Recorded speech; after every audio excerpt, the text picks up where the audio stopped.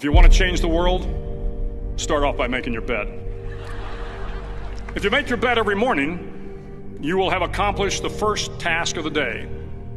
It will give you a small sense of pride, and it will encourage you to do another task, and another, and another. And by the end of the day, that one task completed will have turned into many tasks completed. Making your bed will also reinforce the fact that the little things in life matter. If you can't do the little things right, you'll never be able to do the big things right. And if by chance you have a miserable day, you will come home to a bed that is made, that you made. And a made bed gives you encouragement that tomorrow will be better. To pass SEAL training, there are a series of long swims that must be completed. One is the night swim. Before the swim, the instructors joyfully brief the students on all the species of sharks that inhabit the waters off San Clemente. They assure you, however, that no student has ever been eaten by a shark, at least not that they can remember. But you are also taught that if a shark begins to circle your position, stand your ground. Do not swim away. Do not act afraid. And if the shark, hungry for a midnight snack, darts towards you, then summons up all your strength and punch him in the snout, and he will turn and swim away.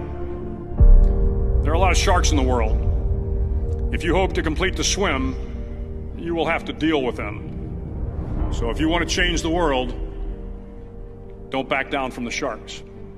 Over a few weeks of difficult training, my SEAL class, which started with 150 men, was down to just 42.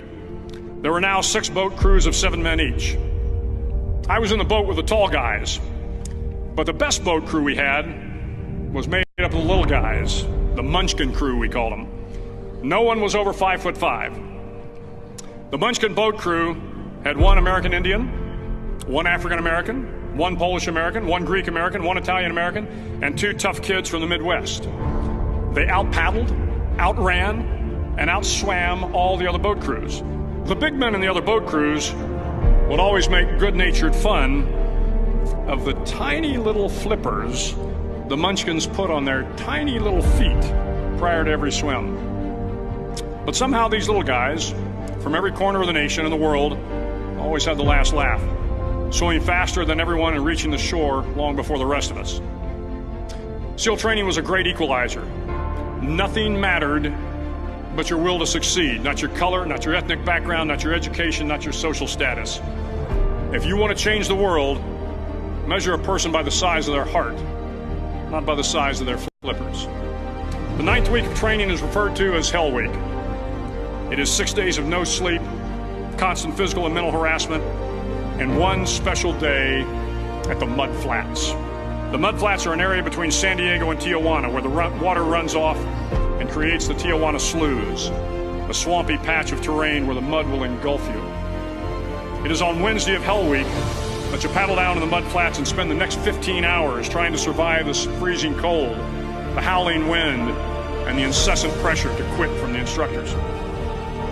As the sun began to set that Wednesday evening, my training class, having committed some egregious infraction of the rules, was ordered into the mud. The mud consumed each man till there was nothing visible but our heads. The instructors told us we could leave the mud if only 5 men would quit. Only 5 men, just 5 men, and we could get out of the oppressive cold. Looking around the mud flat, it was apparent that some students were about to give up. It was still over 8 hours till the sun came up. 8 more hours of bone-chilling cold. The chattering teeth and the shivering moans of the trainees were so loud, it was hard to hear anything. And then one voice began to echo through the night. One voice raised in song. The song was terribly out of tune, but sung with great enthusiasm. One voice became 2, and 2 became 3, and before long, everyone in the class was singing. The instructors threatened us with more time in the mud if we kept up the singing, but the singing persisted, and somehow the mud seemed a little warmer, and the wind a little tamer, and the dawn not so far away. If I have learned anything in my time traveling the world, it is the power of hope. The power of one person, a Washington, a Lincoln, King, Mandela, and even a young girl from Pakistan, Malala. One person can change the world by giving people hope. So if you want to change the world, start each day with a task completed. Find someone to help you through life. Respect everyone. Know that life is not fair and that you will fail often. But if you take some risks, step up when the times are the toughest, face down the bullies, lift up the downtrodden, and never, ever give up.